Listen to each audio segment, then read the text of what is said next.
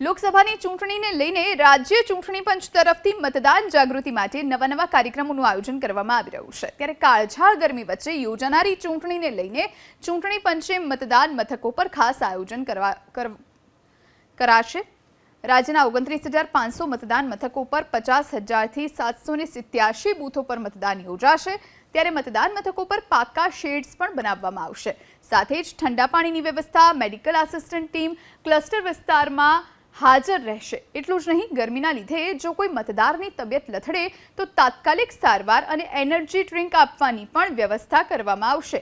પ્રથમવાર ચૂંટણી પંચ મતદાન મથકો પર નાના બાળકો માટે બાળ ઘર ઊભું કરશે, જેમાં બાળકો રમી શકે તે માટે રમકડા પણ મૂકવામાં આવશે।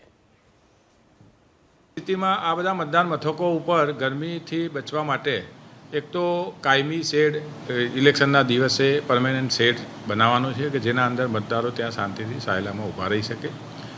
એ ઉપરાંત દરેક રૂમમાં ગરમીના કારણે પંખાની પણ સુવિધા પૂરી પાડવામાં આવનાર છે। પાણીની પૂરતી સગવડ, ઠંડા પાણીની પૂરતી સગવડ પણ કરવામાં આવનાર છે। પછી જે લોકેશનો જે છે જ્યાં મતદાન મથકો 5 કે તેથી વધુ છે એ જગ્યાએ પ્રોપર પાર્કિંગની પણ આ વખતે સુવિધા સ્પેસિફિક દરેક મોટા સિટીઓમાં કરવામાં આવનાર છે।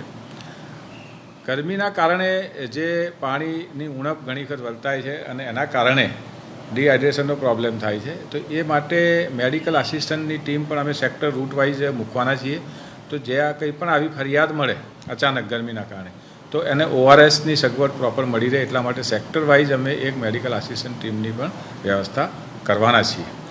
આ ઉપરાંત ત્યાં વોટર આસિસ્ટન્ટ બૂથ પણ કરીશું, જેના કારણે મતદાનને વધુ સમય ત્યાં ઊભા ના રહેવું પડે અને પ્રોપર રીતે એનું ઝડપથી મતદાન કરી અને ત્યાંથી સમયસર નીકળી શકે।